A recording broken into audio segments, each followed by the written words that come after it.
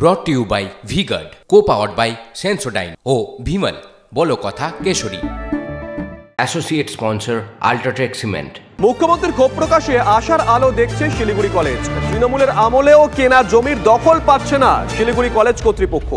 শিলিগুড়ি কলেজের কমার্স বিভাগের জন্য সরকারি জমি কেনা হয়। 1971 সালে চালু হয় শিলিগুড়ি কলেজের বাণিজ্য বিভাগ।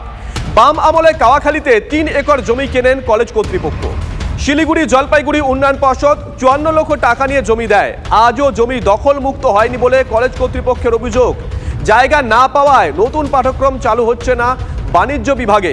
পুলিশের দ্বারস্থ হতে পরামর্শ দিচ্ছে উন্নয়ন পর্ষদ। পুলিশ শিলিগুড়ি পুর কর্তৃপক্ষের কাছে যেতে পরামর্শ দিচ্ছে। কলেজ পরিচালন সমিতির সদস্যের দাবি, দখলদাররা প্রভাবশালী। শিলিগুড়ির মেয়র গৌতম দেব জমি দখল মুক্ত করার কথা বলেছিলেন, তারপরেও জমি দখল মুক্ত হয়নি বলে কর্তৃপক্ষের দাবি। জমি দখল মুক্ত না হওয়ায় শাসককে দোষারোপ বিজেপির। মুখ্যমন্ত্রীর ক্ষোভ প্রকাশের পর জমি ফিরে পাবে কি শিলিগুড়ি কলেজ কর্তৃপক্ষ?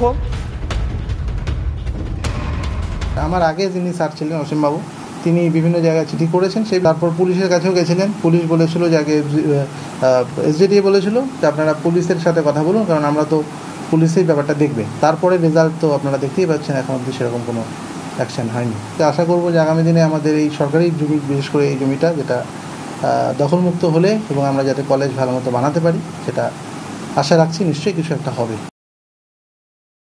টিচার্স কাউন্সিল সেক্রেটারি ছিলাম 8 বছর। আমি নিজে হাতে 27খানা চিঠি দিয়েছি। এসডিডিএ সিইও ওনার কাছে গিয়েছি দুবার। তারপরে উনি বললেন পুলিশকে দিতে, পুলিশকে দিয়েছি, ডিএসপিকে দিয়েছি, সবাইকে যাদের দাওয়াত দিয়েছি। কিছুতেই ওই দখল ওঠানো মানে আমার মনে হয় ওদের প্রচেষ্টা খুব একটা সৎ ছিল না, তাহলে এতদিনে উঠে যেত। দোর্দণ্ড প্রতাপ তৃণমূল কংগ্রেস ছাড়া এই রাজ্যে আর কোথাও কেউ বাধা দিতে পারে? প্রশাসন নিশ্চুপ। তাহলে দেখতে হবে ওখানকার যারা তৃণমূলের নেতারা যারা ভোট করায় তাদের এর সাথে যোগাযোগ আছে, নাহলে এই ধরনের ঘটনা তো ঘটতে পারে না।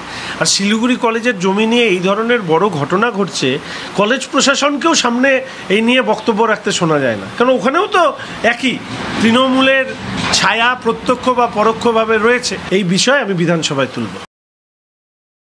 বাম আমলে এই কেনা জমি সরকার পরিবর্তনের পর একাধিক জায়গায় জবরদখল হয়ে যায়। গত এই 2 দশকে 3 দশকে টানা সময় বারংবার চিঠি লেখা হলেও এই জমি পুনরুদ্ধারের কোনো চেষ্টাই করেনি স্থানীয় প্রশাসন। স্থানীয় শাসক নেতা নেত্রীরাও সবটা জানেন, কিন্তু তারাও এই জমি কলেজের হাতে তুলে দিতে আগ্রহ দেখাননি। মুখ্যমন্ত্রী মুখ খুলেছেন, তিনি স্পষ্ট বার্তা দিয়েছেন ডাকগ্রাম, ফুলবাড়ি এবং কাওয়াখালী এলাকায় জমির দখলদারি এবং জমি মাফিয়াদের কালো কারবার বরদাস্ত করা হবে না। তাই আরও একবার আশায় বুক বাঁধছে কলেজ কর্তৃপক্ষ। এবার কি তাহলে এই জমি, যে জমি বিপুল টাকা খরচা করে সরকারের কাছ থেকে কিনেছিল শিলিগুড়ি কলেজ অফ কমার্স, সেই জমি ফেরত পাওয়া যাবে? দখলদারদের কি সত্যি সরানো যাবে, নাকি আবারও কদিন পর সব ধামাচাপা পড়ে যাবে, জমি দখলমুক্ত হবে না? এই জমি দখলমুক্ত হলে উত্তরবঙ্গের ছেলে মেয়েদের পঠন পাঠনের ক্ষেত্রে এই এলাকায় একটা বড় ক্যাম্পাস করার পরিকল্পনা আছে শিলিগুড়ি কলেজ অফ কমার্সের। কিন্তু জমি দখলদাররা দখল করে রাখায় সেই কাজ আপাতত 20 পাও চলে। ক্যামেরায় দীপায়নের সঙ্গে Prosenjit, TV9 Bangla, Siliguri. brought to you by V-Guard, co-powered by Sensodyne O Bhimal বলো কথা কেশরী।